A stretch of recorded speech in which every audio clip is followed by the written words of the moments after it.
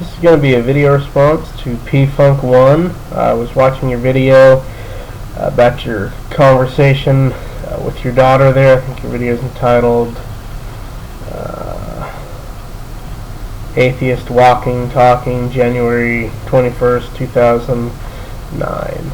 And basically just wanted to make a couple comments on there because I think there's a couple fallacies with your logic as you were talking with your daughter that maybe you didn't know, maybe no one's ever pointed that out to you before, and maybe we can go ahead and I can point that out to you, and if I'm wrong, please show me.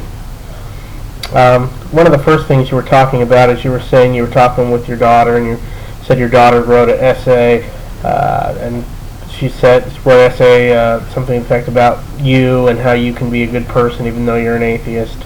The informed Christian, and that's where I am, just so you know right off the bat, I am a evangelical Christian. The informed Christian does not deny that the atheist can be a good person. They're not going to deny that at all. What they're simply going to say is, as an atheist, you have no grounding, you have no basis, you have no justice or justification for certain acts, because with your worldview, I don't see how you can get objective moral values. They're going to be subjective or based upon society. Society makes rules. Society makes culture.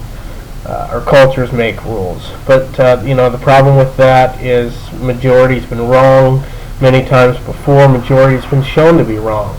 The majority thought it was okay to have black people for slaves. Well, if your appeal is to the majority decides morality, then I guess you can't really say that was wrong. Or the majority of those who were indoctrinated by Hitler thought it was okay to kill Jews.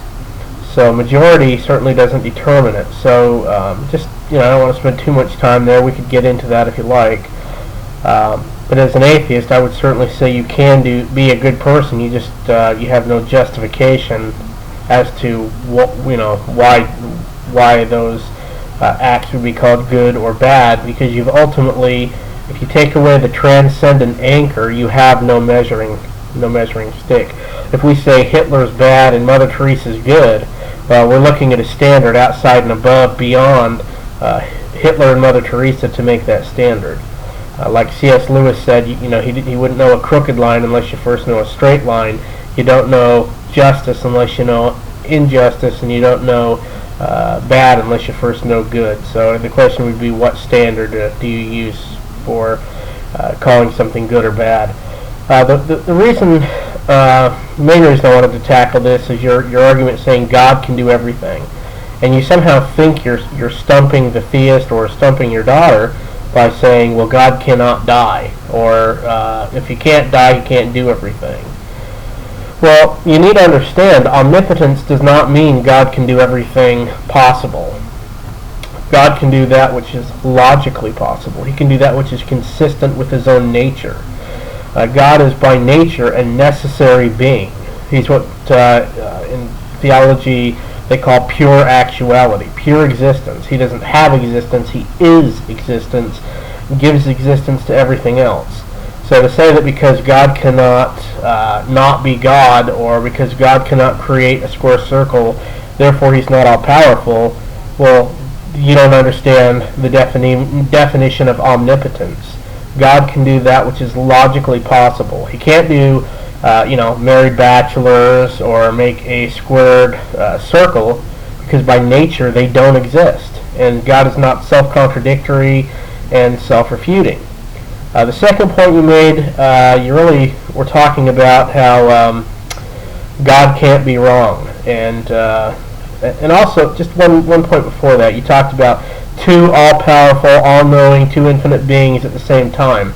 That would be a logical impossibility.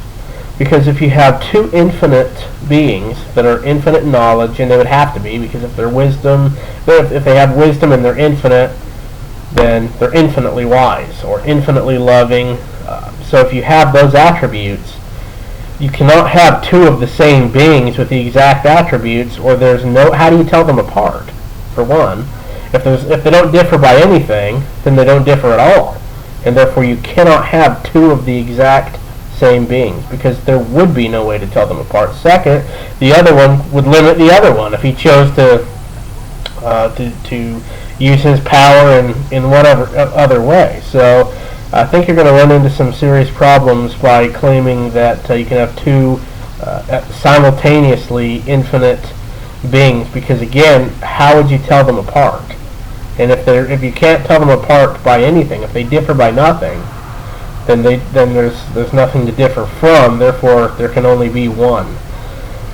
You said that it was people believe it because it's comforting to people know that God cannot ever be wrong. Well, first of all, I would just say that the arguments have to be weighed, whether it's comforting or not. You have to weigh the arguments for the beginning of the universe, the origin of life, objective moral values, fine-tuning of the universe. You have to weigh the arguments. So whether or not it makes a person feel good or not is not the issue. Yeah, I do take great comfort in knowing that God is infinite, unchangeable, all-powerful, all-knowing, but I don't believe that to make me feel better. That's just a logical conclusion that follows necessarily because I've weighed the arguments and I believe that they're sound and they're strong. God cannot be wrong, because how could he be wrong? If he's infinite in wisdom and infinite in knowledge, and he is the standard of truth and justice, then God simply cannot err. It would be it's like the married bachelor question. Can God make a married bachelor? There's a logical fallacy even within the question. So hopefully that answers some of your questions, and feel free to respond. Thanks.